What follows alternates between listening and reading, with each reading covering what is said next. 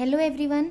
तो आज हम पढ़ेंगे लॉ ऑफ केमिकल कॉम्बिनेशंस, जिसके अंदर आते हैं law of conservation of mass, law of definite proportions, law of multiple proportions, Gay-Lussac's law of gaseous volumes, Avogadro's law, और उसके बाद हम देखेंगे डाल्टन्स एटॉमिक थ्योरी। तो हमारा पहला लॉ है law of conservation of mass. ये जो लॉ है किसने दिया था? एंटोइन लेवोइजियर ने दिया था। और ये जो लॉ है ये ऑलमोस्ट सबको ही पता होता है कि मास can neither be created nor destroyed, यानी मास जो होता है ना उसे हम क्रिएट कर सकते हैं ना उसे डिस्ट्रॉय कर सकते हैं। यानी अगर हम एक रिएक्शन को देखें, जैसे रिएक्टेंट्स है, रिएक्टेंट से क्या बनता है? प्रोडक्ट बनता है। अगर मैंने 10 ग्राम रिएक्टेंट लिया है तो रिएक्शन होने के बाद जो प्रोडक्ट मिलेगा वो भी 10 ग्राम का ही होगा, यानी 10 ग्राम से वो बढ़ेगा भी नहीं और 10 ग्राम से वो कम भी नहीं होगा, यानी ना वो क्रिएट होगा ना वो डिस्ट्रॉय होगा। ये जो लॉ है ये कैसे डिस्कवर हुआ था? जब ये साइंटिस्ट जो है इन्होंने क्या किया था, कंबशन रिएक्शन के ऊपर स्टडी की थी। किसके ऊपर स्टडी की? Combustion reaction.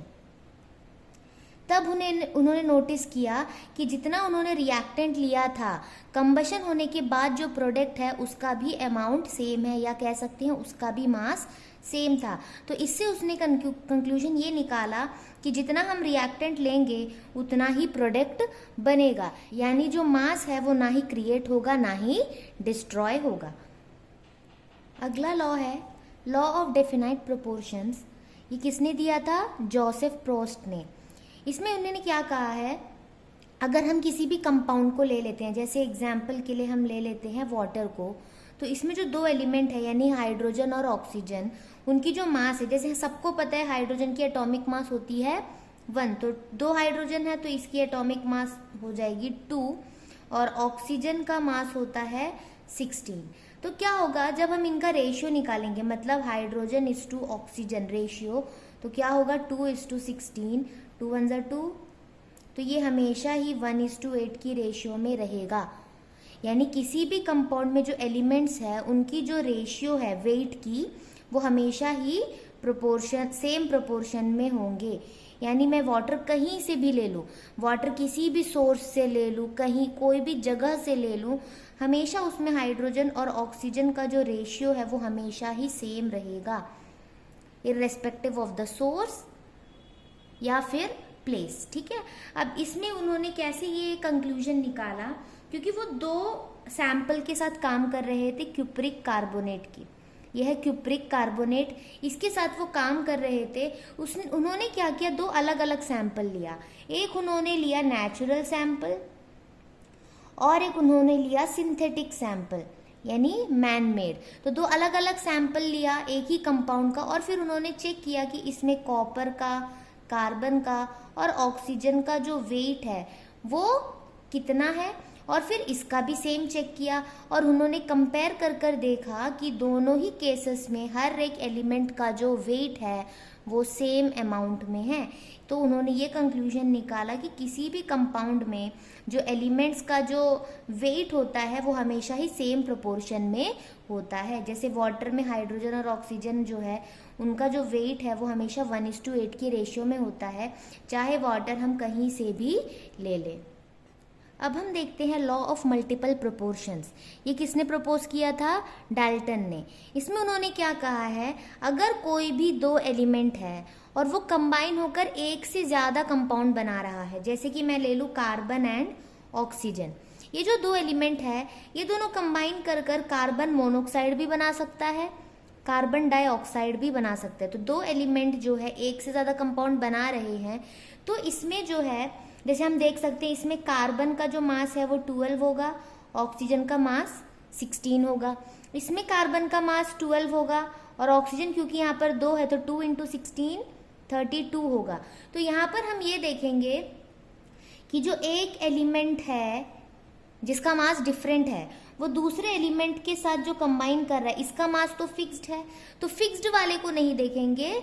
जो एलिमेंट का मास फिक्स्ड नहीं है उसकी जो मास की रेशियो होगी वो हमेशा सिंपल वोल नंबर में होगी, जैसे ये कटकर आ जाएगा 1:2, यानी कि जब दो एलिमेंट कंबाइन कर कर एक से ज़्यादा कंपाउंड बना रहे होंगे तो जिस भी एलिमेंट का मास डिफरेंट है और वो फिक्स्ड मास वाले एक एलिमेंट के साथ कंबाइन कर रहा होगा तो उनका जो मास है वो हमेशा ही स्मॉल होल नंबर्स में होंगे। तो यही लिखा हुआ है इस पूरे पैराग्राफ में, तो यही समझना है इसमें हमें। ये है लॉ ऑफ मल्टीपल प्रोपोर्शंस। तो अगला हम पढ़ेंगे Gay-Lussac's law of gaseous volumes, जिसे प्रपोज किया है गे-लुसैक ने, उनके नाम से ही ये लॉ रखा गया है। अब इसमें उन्होंने क्या कहा है, जब किसी भी रिएक्शन में गैसेस कंबाइन होंगे या फिर प्रोड्यूस होंगे, उनकी जो वॉल्यूम की रेशियो होती है वो हमेशा ही सिंपल होंगी, यानी सिंपल रेशियो होंगी उनकी वॉल्यूम्स की। अब अगर मैं एक रिएक्शन देखूं, जैसे hydrogen plus oxygen gives water. अब देखा जाए तो यहाँ पे 2 हाइड्रोजन है, यहाँ पे 2 हाइड्रोजन है, ऑक्सीजन यहाँ 2 है बट यहाँ पे सिर्फ 1 है, तो बैलेंस करना पड़ेगा ना। तो 2 ऑक्सीजन है इसलिए मैं यहाँ पर 2 लिख लूंगी, ऑक्सीजन 2 हो गए, बट हाइड्रोजन 4 हो गए तो यहाँ पे मैं लिख लूंगी 2। अब मान लो कि ऑक्सीजन जो है वो मैंने ले लिया 50 ml, बट ऑक्सीजन कितने मॉलिक्यूल्स है मेरे पास, सिर्फ एक ही मॉलिक्यूल है और मैंने लिया है 50 ml। अब मैं ये देखूंगी कि जो हाइड्रोजन है उसकी कितनी मॉलिक्यूल्स है, 2 मॉलिक्यूल्स है। तो अगर ये 1 मॉलिक्यूल 50 ml का है तो 2 मॉलिक्यूल कितने ml के होंगे, 100 ml। अब ये 2 मॉलिक्यूल्स अगर 100 ml का है तो ये 2 मॉलिक्यूल्स भी कितने होंगे, 100 ml होंगे। तो इतना क्लियर है। अब अगर हम देखेंगे हाइड्रोजन और ऑक्सीजन तो गैसेस हैं और इस रिएक्शन में गैसेस क्या कर रहे हैं, कंबाइन होकर वाटर बना रहा है। तो इनकी जो वॉल्यूम है जैसे 150, तो इसकी अगर मैं रेशियो निकालूं तो ये मुझे क्या मिलेगा, 2:1। तो ये क्लियर है। तो इसमें यही कहा गया है कि जब गैसेस कंबाइन होंगे या फिर गैसेस प्रोड्यूस होंगे किसी भी रिएक्शन में तो उनकी जो वॉल्यूम की रेशियो है वो हमेशा सिंपल होल नंबर्स में रहेंगी। बट एक कंडीशन ये है कि जो दोनों गैसेस होंगी उनकी टेम्परेचर और प्रेशर सेम होनी चाहिए। अगर अलग टेम्परेचर अलग प्रेशर में है तो उनकी रेशियो सिंपल होल नंबर में नहीं होगी। अगर सेम टेम्परेचर प्रेशर में हो तो उनका जो रेशियो है वॉल्यूम का वो सिंपल होल नंबर्स में होंगी। अगला हम देखेंगे एवोगैड्रोज लॉ, जिसे प्रपोज किया है एवोगैड्रो ने। इसमें उन्होंने क्या बोला है कि अगर मैं किसी भी 2 या 3 गैसेस का इक्वल वॉल्यूम्स ले लूँ, यानी मैंने गैसेस लिए, जैसे मान लो मैंने यहाँ पर ले लिया है hydrogen gas, oxygen gas and nitrogen gas. मान लो सबकी ही वॉल्यूम सेम है V, मैंने सेम वॉल्यूम लिया, यहाँ पे क्या कहा है, इक्वल वॉल्यूम ऑफ गैसेस। तो इक्वल वॉल्यूम ऑफ गैसेस मैंने ले लिया जिनका टेम्परेचर और प्रेशर भी सेम है। अब इसका टेम्परेचर अगर T है तो सबका टेम्परेचर T, फिर सबका प्रेशर भी सेम है। तो अगर ये तीनों ही चीज़ सारे गैसेस के इक्वल हो तो इनमें नंबर ऑफ मॉलिक्यूल्स भी सेम होगा। यानी अगर इसमें मेरे पास 5 मॉलिक्यूल है तो इसमें भी 5 मॉलिक्यूल होंगे और इसमें भी 5 मॉलिक्यूल होंगे। तो इसमें क्या बताया गया है, अगर मैं 2 या 3 गैसेस ले लूँ इक्वल वॉल्यूम्स के और उनको मैंने सेम टेम्परेचर और प्रेशर में रखा है तो हर एक गैसेस के पास इक्वल नंबर ऑफ मॉलिक्यूल्स होने चाहिए।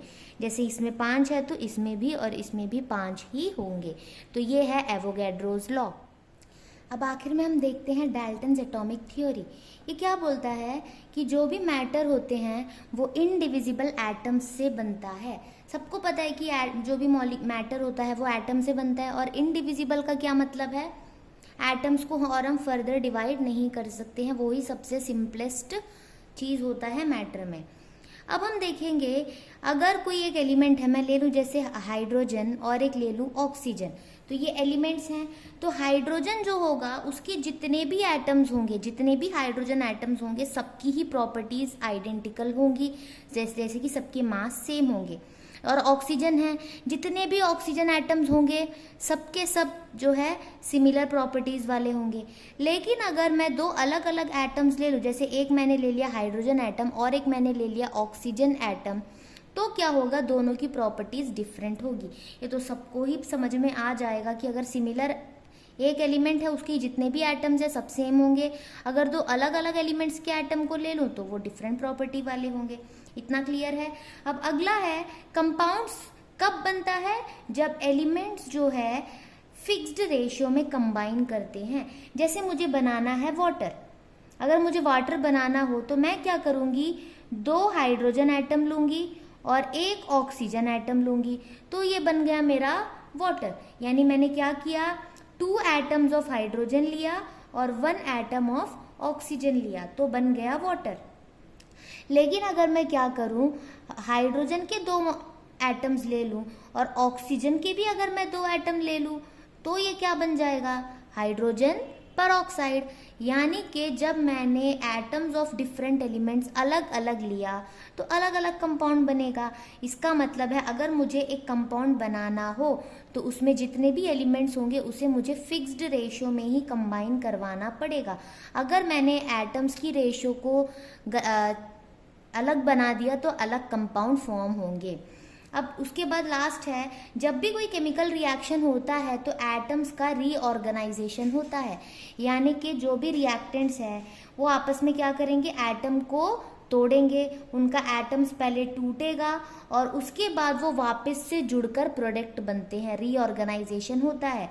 और यहाँ पे कोई भी चीज़ें क्रिएट या डिस्ट्रॉय नहीं होती है, जो हमने ऑलरेडी किस में पढ़ रखा है, law of conservation of mass में पढ़ा है कि कोई भी चीज़ क्रिएट या डिस्ट्रॉय नहीं होगी, बस वहाँ पे एटम्स का रीऑर्गेनाइजेशन होता है। यानी रिएक्टेंट के जो एटम्स है वो पहले टूटेंगे, फिर वो अलग अलग से रीअरेंज होकर अटैच होंगे, तो जाकर एक प्रोडक्ट बनेगा। तो इतना ही है हमारे लॉज में।